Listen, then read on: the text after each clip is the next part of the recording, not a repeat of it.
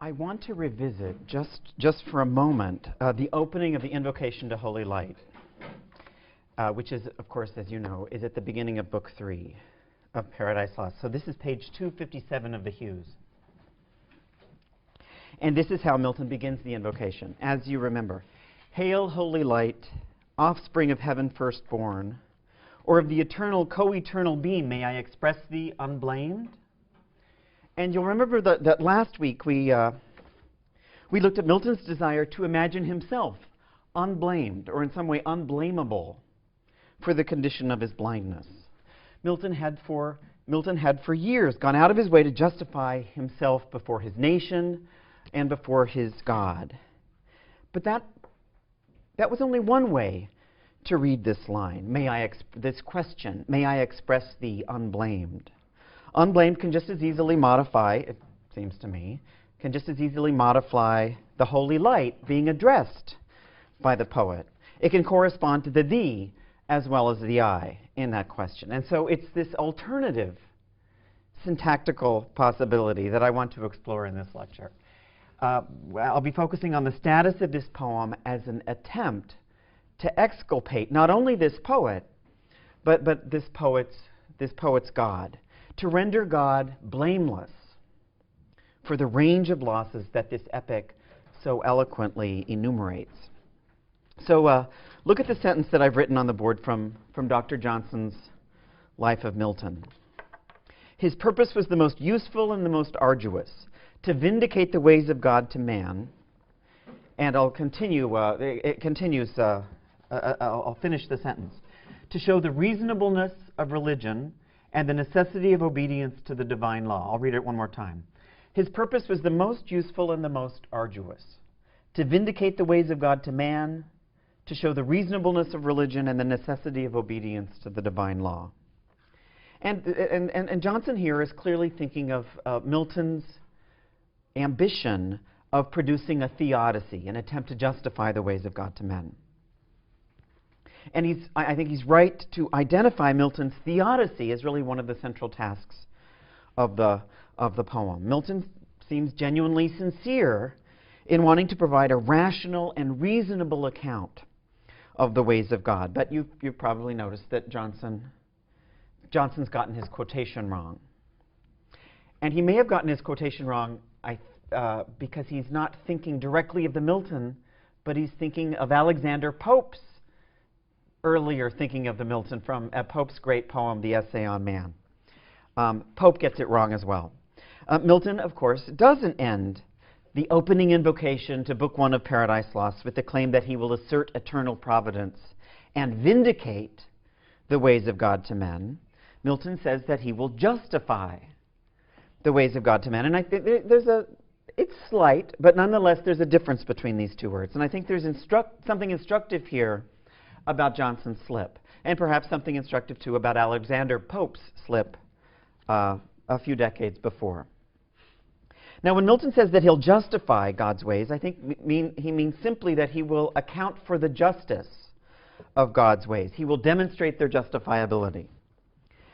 But to vindicate God's ways, vindicate is a slightly different word, although they could certainly be seen as synonyms.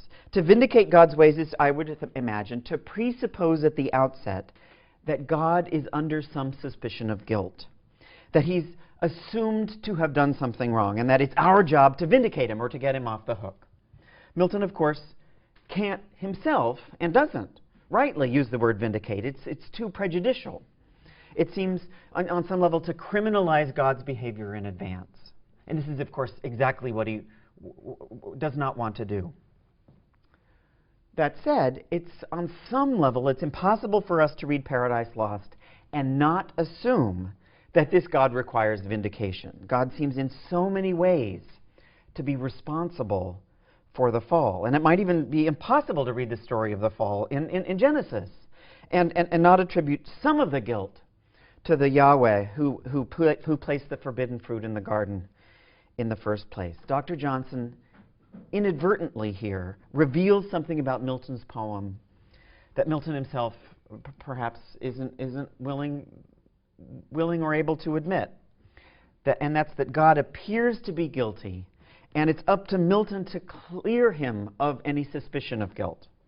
So look at the headnote that Milton attaches to the beginning of Book 3. This is page 257 in the Hughes.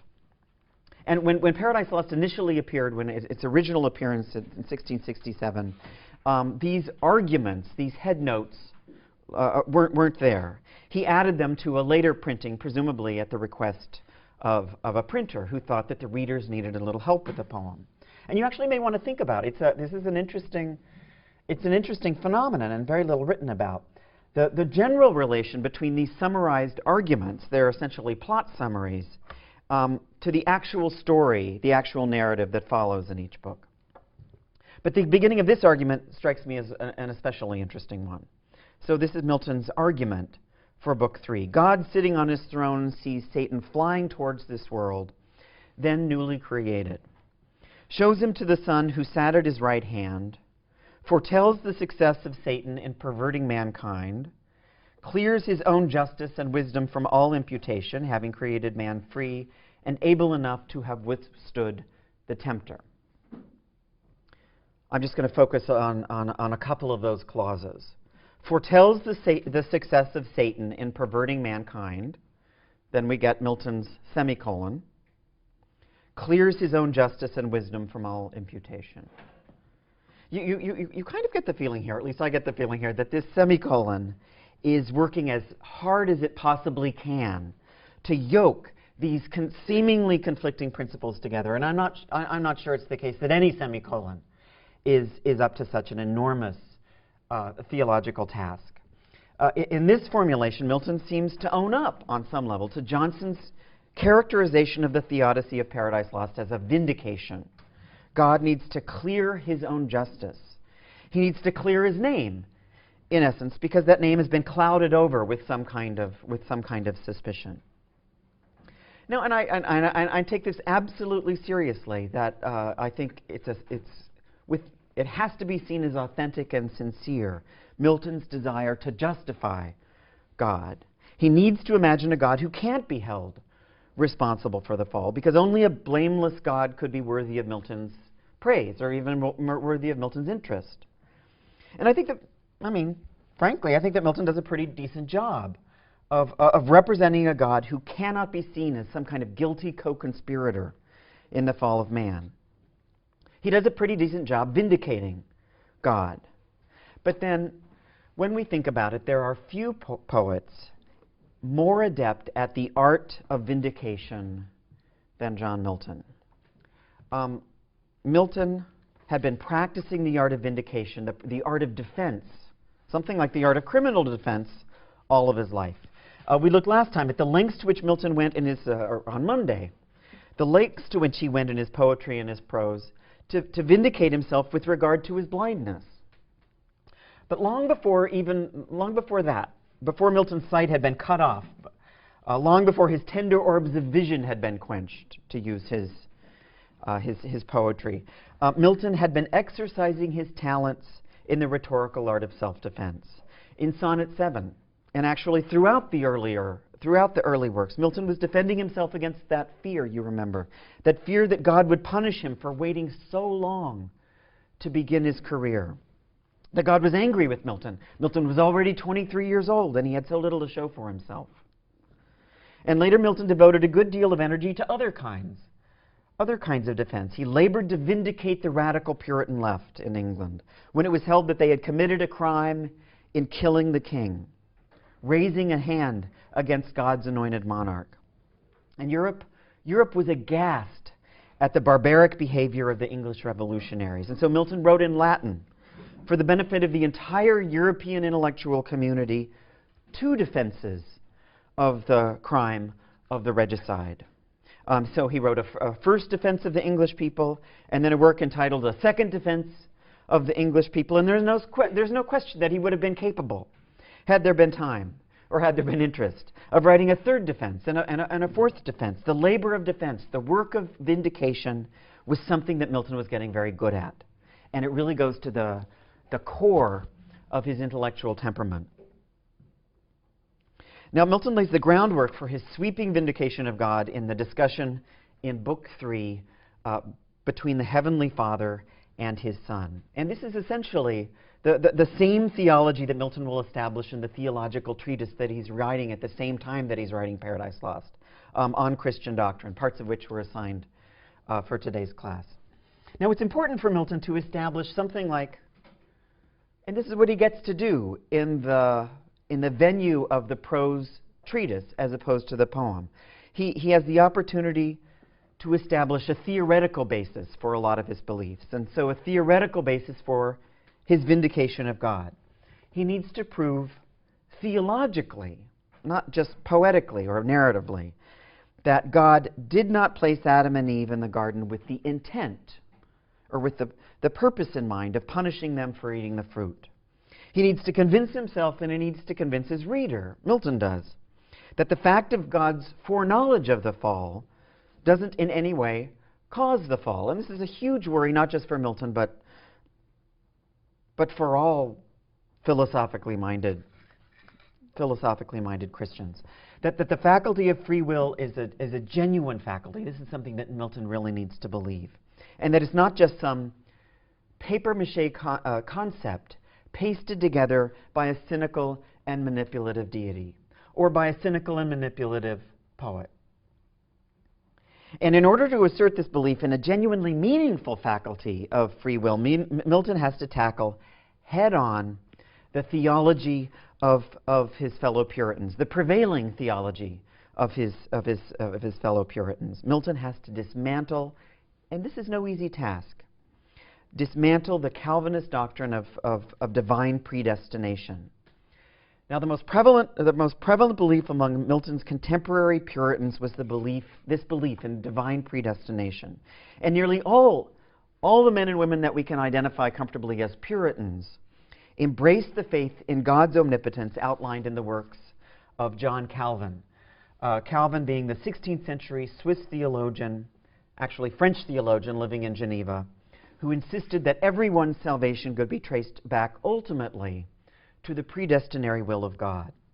And so for Calvin, God has not only known since the beginning of time what we will do, but God actually causes us, in some sense, to do what we do. There's very little space for a meaningful range of free will in a strict Calvinist system. And it's God then who has for Calvin elected in advance who will be saved and who will be damned. And Calvin was justified, or at least he felt he was justified, and many of his followers felt he was justified in this assertion of God's control. When he read the passage from St. Paul's epistle to the Romans, and this is the passage, for whom, let me read the whole thing. This is Romans 8:29. For whom he did foreknow, he also did predestinate to be conformed to the image of his Son. Moreover, whom he did predestinate, them he also called. And whom he called, them he also justified. And whom he justified, them he also glorified. For whom he did foreknow, he also did predestinate. It's a perfectly devastating Bible verse for anyone committed to a strong stance, as Milton was in the doctrine of free will. So on some level, at least in this passage from St. Paul, Romans 8:29, Scripture seemed to provide incontrovertible evidence for the fact that God had already predestined the elect, those Christians who had arbitrarily, at the very foundation of time, been elected for salvation.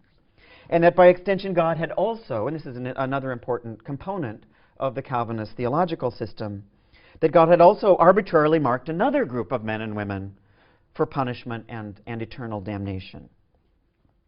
Seems incontrovertible, but this course is about Milton, and of course nothing is incontrovertible for Milton. And you see him tangle with just this passage from the book of Romans for 2 solid pages on Christian doctrine. And you just have a sense that Milton is saying this can't possibly mean what it seems to mean.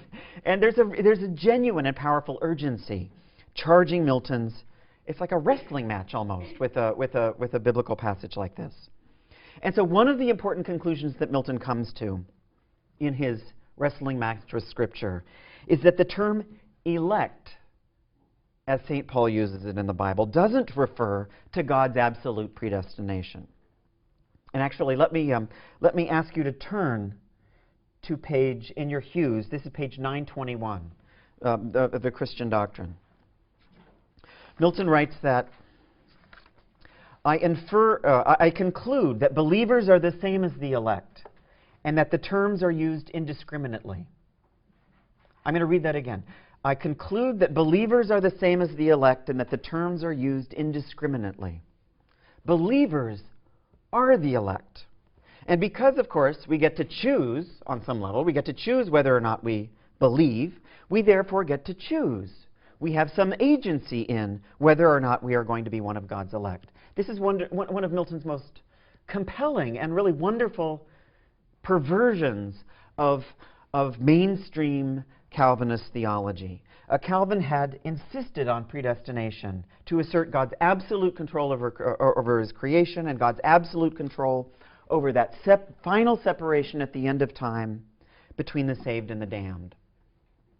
Calvin felt that his theology was the least we could, the least we owed to the grandeur and the omnipotence of God. But for Milton to say that believers are the same as the elect is essentially, I think, on some level, to strip God of that control. It's as if Milton were defending something like a usurpation of God's authority. And it's the same strategy that you will see Milton employing time and again. He's able to, and it's the damnedest thing, he's able to take the most depressingly constrictive biblical doctrine and he turns it into a proof. He turns it into a proof for his own faith in man's absolutely free will. And Milton's philosophy of, he's not the only person doing this, but he does it with more ingenuity perhaps than just about any of his contemporaries. Milton's philosophy of free will is often called Arminianism. And Arminianism is named after the 16th century Dutch theologian James Arminius. I can't remember the Dutch name off the top of my head, but Jacobus Arminius is the Latin name that he published under. Now, I've been speaking of the theology of free will as if it were simply a matter of religious doctrine, or exclusively a matter of religious doctrine, and of course, probably more importantly than any other way, it is a matter of religious doctrine. But religion, and I think this can be said not just for Milton, surely it can be said for all of us. Religion serves a whole range of cultural functions. We saw last time some of the deeply personal uses to which Milton was able to put his theology. Just as he needs to prove that God's omniscience and omnipotence is not a sign of his responsibility for the fall, Milton needed to prove that his blindness wasn't a sign of God's punishment of Milton. That was a personal motivation for some of the theological energies of Milton's poem. But I think more central to Milton's theology than anything like a personal motivation is Milton's politics, although the political sphere is intimately intertwined with anything that we would want to think of as personal. Theology and political philosophy, these obviously seem to us such radically distinct spheres of thought, but they're incredibly closely intertwined in the 17th century. And I think there are all sorts of political and social motivations for Milton's theology. There are political and social reasons for the fact that some of the period's radical intellectuals, like Milton, are beginning to radically assert the importance of man's free will, and beginning at the same time to diminish the authority that had traditionally in the Calvinist system been accorded to God. And I think there's a political significance to the period's renewed attachment to and investment in the philosophy or the theology of Arminius, who, as you can see, had died at the very beginning of the 17th century.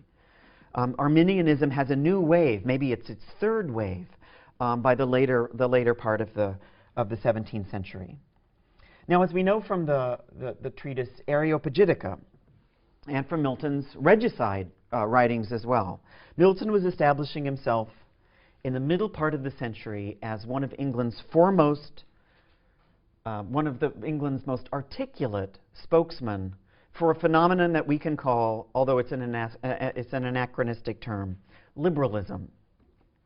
And so, obviously, the word liberalism hasn't emerged yet, but you have something like a theory of liberalism, or at least a theory of libertarianism, beginning to assert itself in the middle of the 17th century. You have a serious formulation of liberalism later in the 17th century, shortly after Milton dies, with the philosopher John Locke, who was a great reader of Milton. Traditional Renaissance political thought was, before Locke, and I think you can say before Milton, was more or less authoritarian. It placed a monarch at the top of the society, at the top of the polity, and traditional Renaissance political thought needed to imagine that monarch's control, his ultimate governance over the behavior and the actions of all of the individuals in that society. This political philosophy invariably asserted the importance of a radical image of centralization of power. And it's really not until the middle of the 17th century that Europeans, and it's not just Englishmen, are beginning to articulate any serious alternative to the authoritarian, the centralized model of political organization. There are people on the radical left, and Milton is one of them, who begin to posit the idea that the dispersed individuals throughout a society can be reasonably depended on to govern themselves with sufficient self-control. Of course, such a theory assumes a lot of things. It assumes a sufficient degree of self-control that every individual would have. With this self-control, rational individuals could organize themselves without a king, without the top-down hierarchical structure of a monarchy. And this position is most often associated, in England at least, in the middle of the century, with the levelers. The levelers are the intellectual, the high-minded intellectual component of the army during the English Revolution, during the middle of the 17th century. And the leveler theory of sovereignty is something like an elected sovereignty. If there's a sovereign, that sovereign will be elected or chosen by the people, and it won't be the sovereign's not going to be imposed upon the people. And so election, in a lot of ways, is not simply a theological turn. Obviously, to this day, it has political resonances as well. So this brand new liberal, what I'm calling a liberal theology, is not only political in nature, however, it's also economic. It's at precisely this same period, the mid-17th century, when something like, again I'll use the term anachronistically, when something like a liberal market theory of economic exchange is being theorized. So I'll give you a brief history of economic thought in the early modern period. Up until this point, it was assumed that the only efficient way to organize the economic life of a nation was to have the monarch, the sovereign, the authoritarian center of the government, fix prices and to determine the value of currency. In general, to oversee the dynamics of just about all economic exchange. But suddenly, and this really is happening in the 1650s, and it's happening first in England, suddenly a liberal economic theory is coming into view, and it was being conjectured that individuals, meaning individual merchants, could freely set prices and values according to the law of supply and demand, rather than according to the law of the authoritarian will of the king. And there's a wonderful book on this subject by Joyce Appleby, if any of you are interested. I can't remember what it's called, but you'll figure out from Orbis which of Joyce Appleby's wonderful books this is. But the argument is essentially that a free market philosophy had simply been unthinkable. The free market philosophy that we just take as a given almost was unthinkable before the middle years of the 17th century. And so you have these two enormous shifts in the way that English intellectuals were thinking about their political, and also about their economic lives. And it seems to me that it only stands to reason that there's going to be a corresponding shift or some sort of related shift on the level of a religious thought if individuals are going to be liberated from their earthly monarch, if merchants are going to be liberated from the centralizing power of the sovereign in charge of the economy, then individual souls are going to have to be liberated, at least to some extent, from the predestinary stronghold of the heavenly monarch as well. As if intellectual life could operate in these huge analogous, with these huge analogous forms. And I think that that's one of the functions of Milton's insistence on his liberal theology of free will. It's as if he needs to bring his religion in line with his liberal politics. So now, let's look at the dialogue in heaven. Turn to page 260 in the Hughes. This is Book 3, line 93. It's here in the dialogue in heaven between the Father and the Son where so many of the tensions between Calvinist predestination and Miltonic free will get worked out. But let me digress for a moment. Before we actually look at the dialogue, I think it's important to ask why it is, and I think people have been asking this question since people have been reading Paradise Lost, why it is that God the Father and God the Son need to be holding a dialogue at all. What is it that they need to say to one another? I think we can reasonably ask. For Orthodox Christians in Milton's time, and I think for a lot of Orthodox Christians in our time, the Father and the Son are members of what's known as the Trinity. The Father, the Son, and the Holy Spirit are paradoxically, according to most Trinitarian thinking, are paradoxically three separate entities, but they are also, most importantly, one unified entity. And because they are all one and all equally one, it borders almost on blasphemy to imagine the Father and the Son needing to discuss anything. But Milton realized that, and this was an extraordinary and bold move on his part. Milton argued that there was no basis in Scripture for a belief in the Trinity, and people had always known that the word Trinity actually appears nowhere in the Scripture. And you can see Milton in the Christian doctrine supplying mountains, literally mountains of evidence, of scriptural evidence to disprove the doctrine of the Christian doctrine of the Trinity. So Milton took very seriously the biblical metaphors of Father and Son. The Father and the Son are they're not aspects of the same deity. They are literally, for Milton, a Father and a Son. And when God refers in Scripture to my only begotten Son or to my first begotten Son, he really means it, according to Milton. The Father generates the Son. He gives birth to him at a specific moment in pre-creation history. And Milton is therefore, we can call him, or he has been called, a subordinationist. He subordinates the Son to the Father because the Son will never be, or at least not until the very end of time, will never be the Father's equal. And so the Son can in no way be imagined identical or equal to the Father. And the Father can, when he chooses, and this happens in Paradise Lost, he can grant a certain measure of power to the Son, but the Son in no way possesses any kind of power that hasn't been granted to him at God's pleasure. The Son has nothing like the foreknowledge or omnipotence that the Father has. Now we see the Son doing things, performing actions in Paradise Lost. For example, he's responsible for having created or serving as the vehicle for the creation of the entire known universe. Not negligible, perhaps.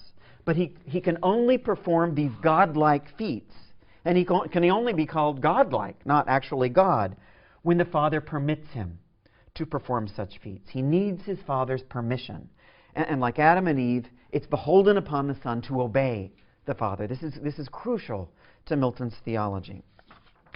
So look at how all this These essentially domestic relations get theologized in the dialogue in heaven. Line 93 of Book 3. And the Father, of course, and it drives me crazy, the Father speaks in the future tense of absolute foreknowledge, because he can.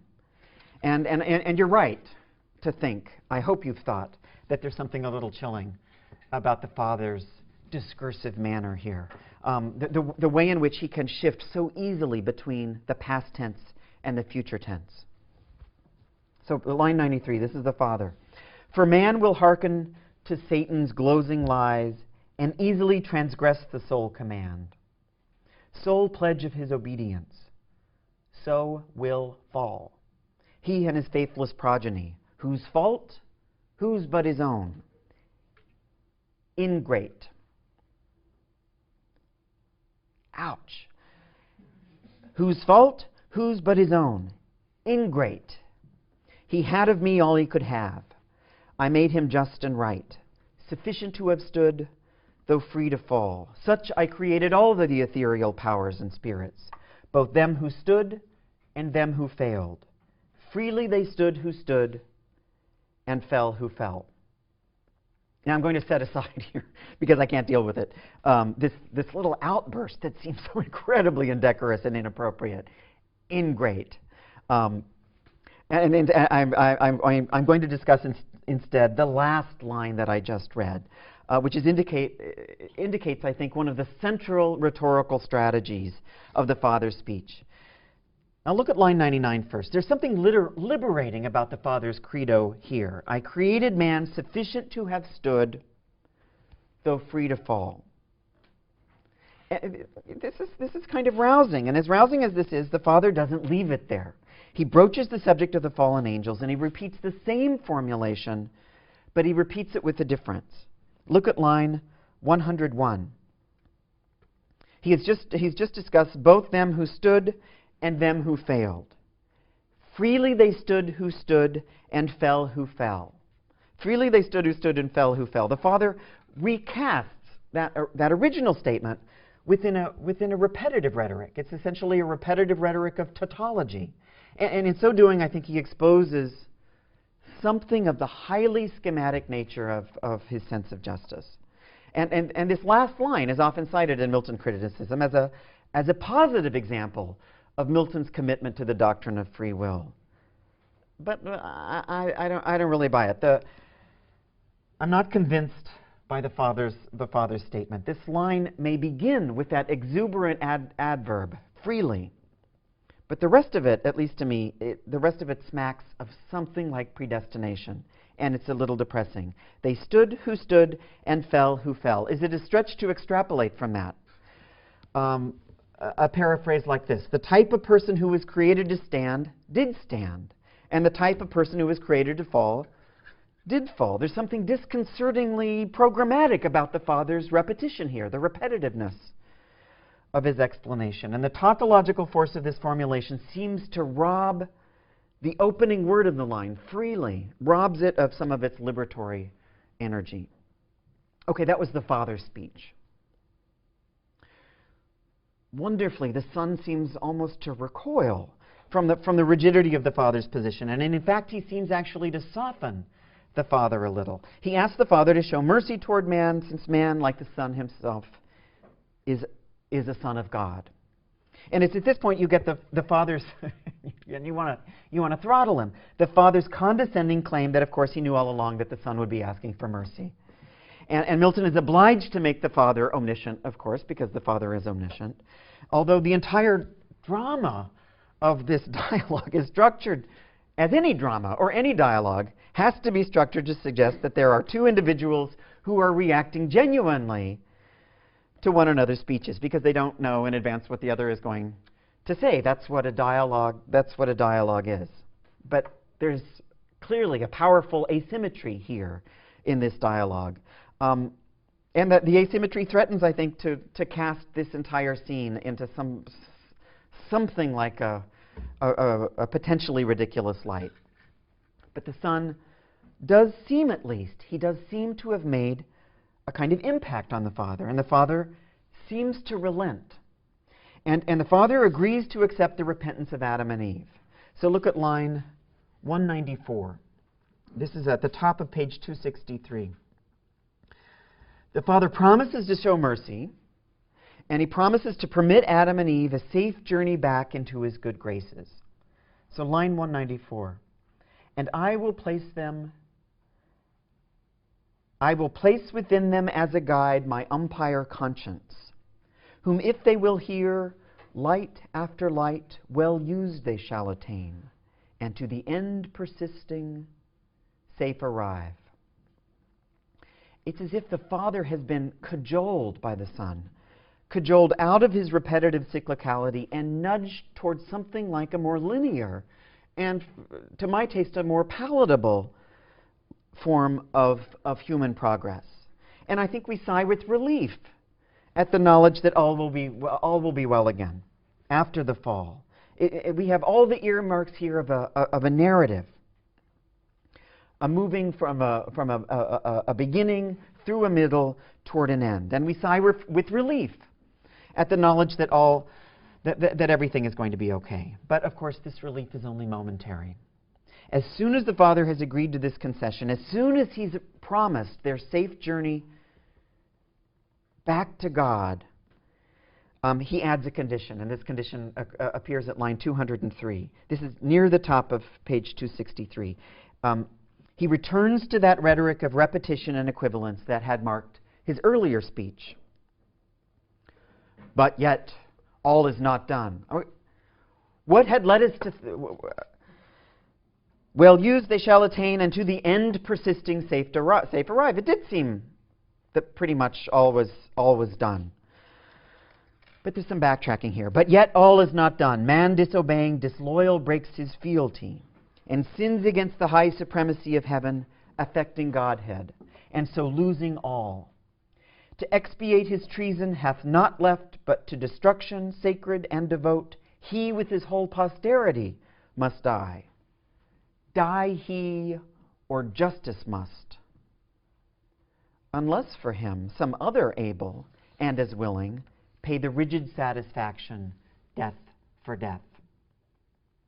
But yet all is not done. You can almost hear Milton in this line catching himself and realizing that man, of course, wasn't redeemed simply because Adam and Eve were repentant, simply because they said they were sorry.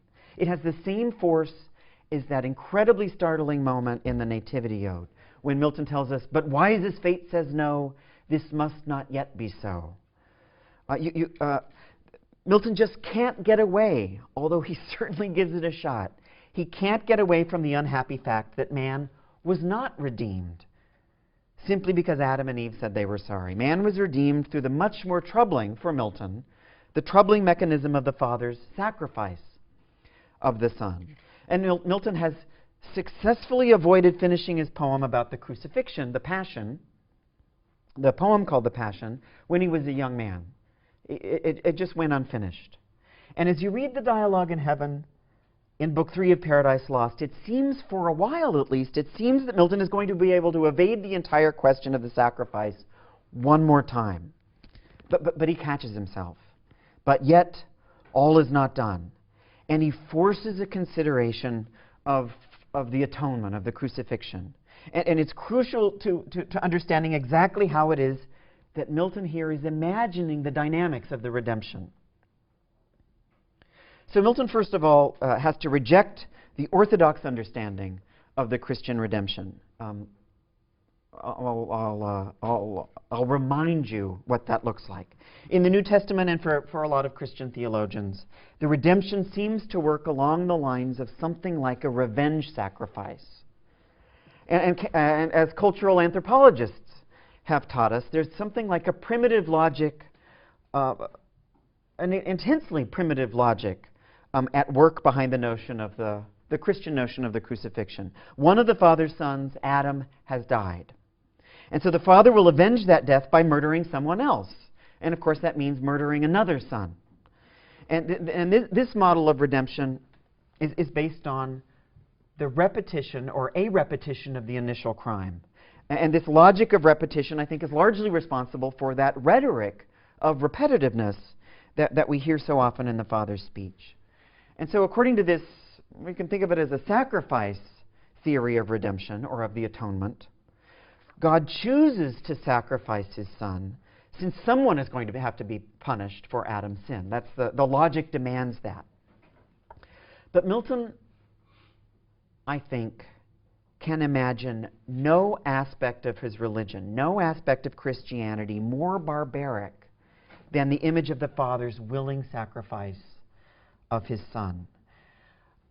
This would be a God truly unworthy of Milton's justification. And Milton's struggling here, and there are a few of his contemporaries who are doing the same thing in the 17th century. He's struggling to bring Christianity in line with certain standards of rationality. And as Dr. Johnson had said in the rest of the sentence that I wrote on the board, Milton wants to show the reasonableness of religion. And so Milton replaces the sacrifice model of the redemption with something like a satisfaction model of redemption. According to this way of thinking, in Adam's sin, a debt has been incurred. And this debt can be satisfied by someone else's payment. So revenge is no longer the motive. It's something like an economic desire simply to balance the books. There's something impersonal about this new way of imagining the atonement. And it's here that Milton gives the notion of the Christian redemption its particular Miltonic twist. Milton's Father does not willingly sacrifice the Son. It's magnificent. He simply asks for a volunteer. And the Son, out of his goodness, volunteers. He chooses to make himself mortal. And it's a perfect example of how Milton has shifted the emphasis away from Christian orthodoxy and forcing the authoritarian image of God's sacrifice to yield to Milton's liberal image of a kind of volunteerism, or a libertarian image of volunteerism. The Son chooses to humiliate himself, and subsequently God chooses to compensate that humiliation with the Son's supreme exaltation. And you see the extent of this compensation at line 311 in Book 3. Page 265, near the bottom of the page. God says to the Son, "Because in thee love hath abounded more than glory abounds, therefore thy humiliation shall exalt with thee thy manhood also to this throne. Here shalt thou sit incarnate. Here shalt reign both God and man, Son both of God and man, anointed universal King. All power I give thee. Reign forever and assume thy merits. Under thee as head supreme, thrones, princedoms, powers, dominions I reduce." To reward the Son for having sacrificed himself, the Father is going to give the Son all power. And this complete, it seems like it's going to be a complete transference of power. And it's a transfer that will hold until at the end of time, there will no longer even be a difference, presumably, between the Father and the Son. Because as the Father says at line 341, God shall be all in all. There will be no power differential whatsoever between the Father and the Son, and presumably there'll be no power differential between or among any of us. We'll all be joined at the end of time in one massive, liberal, non-hierarchical state of harmony. And the image of the all in all is Milton's most exuberant visionary endpoint. And it satisfies, I think, a lot of Milton's most liberal impulses. And even the authoritarian structure of heaven. And of course, Milton's heaven is as authoritarian as any heaven has ever been conceived. Even it will be transformed into something like a fantasy of egalitarianism, a fantasy of absolute equality. And this ecstatic redistribution of power and glory at the end of time can only come about because the Son has so willingly humiliated himself. He subjects himself to the Father's wrath. Now, and I think we recognize this gesture, this image of the noble and voluntary self-sacrifice. This is the image that Milton had established in his defenses of his blindness. Milton had written in the sonnet that we looked at on Monday to Mr. Cyriac Skinner. And he had also written in the second defense of the English people that he had willingly sacrificed his sight for the good of his fellow Englishmen. He lost his eyes, overplied in liberty's defense my noble task. Milton had written in that sonnet.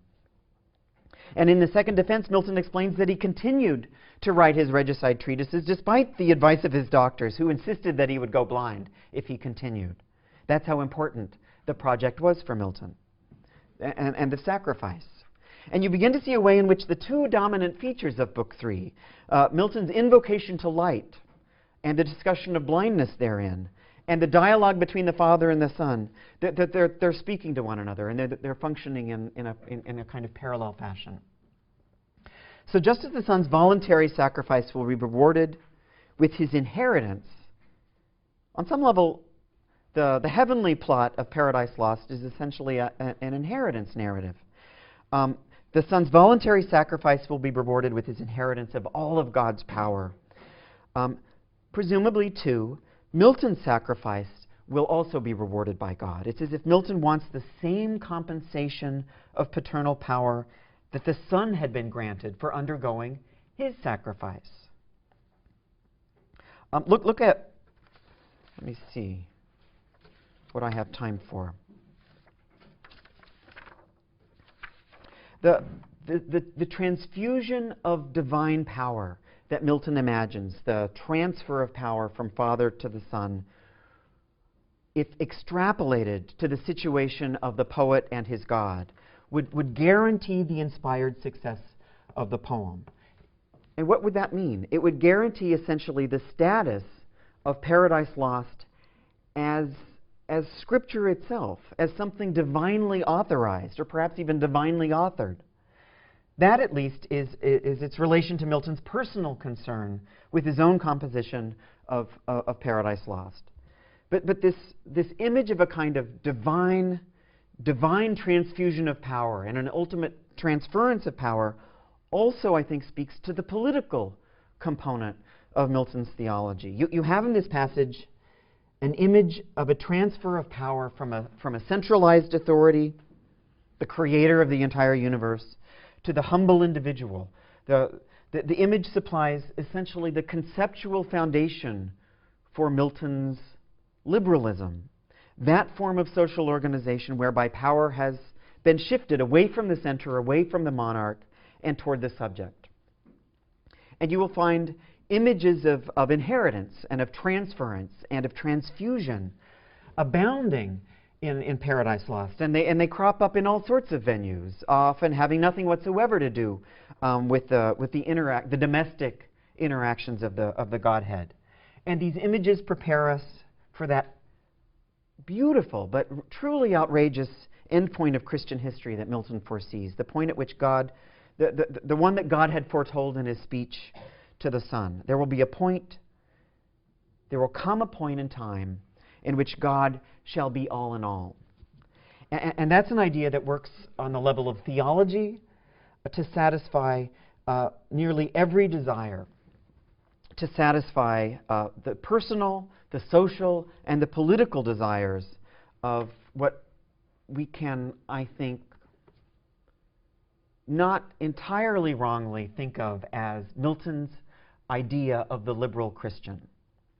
Okay, I'm going to end there, and we will all read very closely Book 4 for Wednesday's class.